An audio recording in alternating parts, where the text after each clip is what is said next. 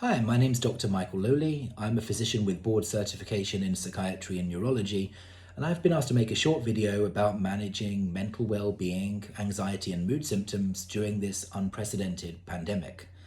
I'm making this video in conjunction with the work I do at the Student Counselling and Testing Centre at Georgia State University.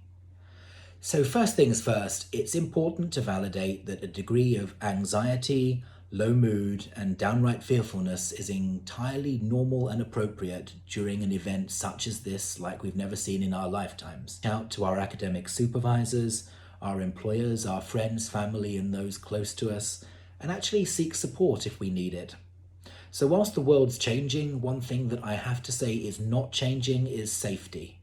If you're noticing your mental health symptoms, whether it be anxious or mood worsening, if you're feeling increasingly helpless, not seeing the point of being alive, or in extreme having thoughts of harming yourself or anybody else, please reach out to your doctor, and if they're not available, try the Georgia Crisis and Access line.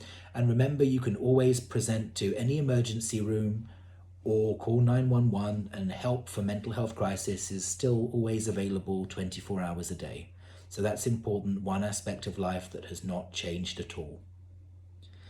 I'm going to talk just a few things that we can do maybe to make our lives a little bit better during this pandemic. And the idea of control is really important to me. So the COVID virus itself, we can't control when it's going to be cured or mitigated, or indeed when government-imposed social distancing measures are going to come to an end. So we need to take control of as many aspects of our lives as we can. First thing we can control is we can decrease our chances of getting the virus ourselves.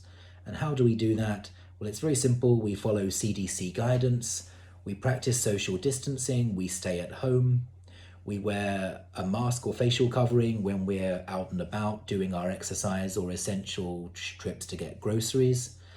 And whenever we come into contact with anything from outside our immediate environment, so I'm talking Amazon packages, Grubhub, food deliveries, anything of that nature, we have to wash our hands with soapy water for at least 20 seconds. Now, many say pick a tune to do this. I went with the British government's recommendation of happy birthday, and unfortunately, after my toddler son's 20th tantrum that it wasn't followed by balloons and cake, I switched to God Save the Queen, or occasionally a bit of Never Gonna Give You Up by Rick Astley to keep things fresh. If you want to think of an Atlanta flavour, you can do 2 choruses of Miss Jackson, a bit of Welcome to Atlanta Where the Players Play, Mr. Dupree's famous hit. But whatever you do, 20 seconds, soap and water. Control can also come in the form of a regular daily schedule. If at the moment your schedule is wake up, stare into bleak nothingness for 24 hours and repeat times 7, it's highly likely that negative or unwanted thoughts are going to have time to really take hold and ruminating can begin. So think of how you can plan your day. A scheduled wake up time, some breakfast, a few hours of either reading or academic activities, a break for lunch, some afternoon exercise, some downtime with movies and video games, some time in the afternoon to reach out to friends, and then a regular bedtime. So within that, let's look at some of those components. Number 1, where possible, it's important to eat well. Not everyone has fresh produce at the moment, but taking time to eat something 3 times a day is really important. Exercise, boring doctor stuff, but it's always there for a reason.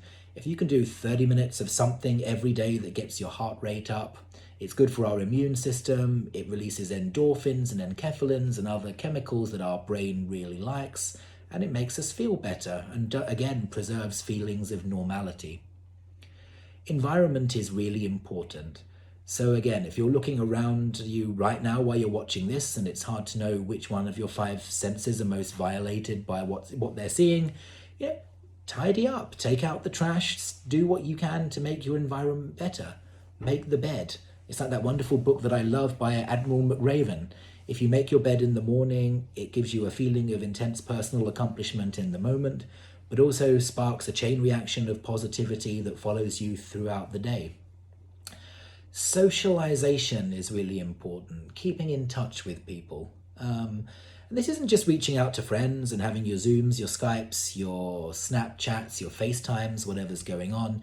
It's also thinking who in your world is either elderly or has a medical condition or a medical treatment that leaves them with a weaker immune system so they can't go out, or anyone in your world who has mental health difficulties who would appreciate a call. So, reach out and try to preserve as much of a social life as possible, given the obvious limitations that we have. It's also important to think how our behaviour cues others. And it's important that we do acknowledge the very real dangers of the coronavirus, but it's also important that we can project an air of measured calm when we're around loved ones who do have anxiety, or particularly young kids.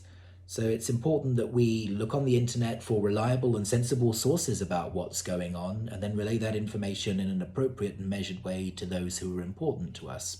We need to find good sources, and by this I mean the government, the WHO, the CDC, your local institutions, policies. All of these sources are important, and it's good that we surround ourselves with positive information.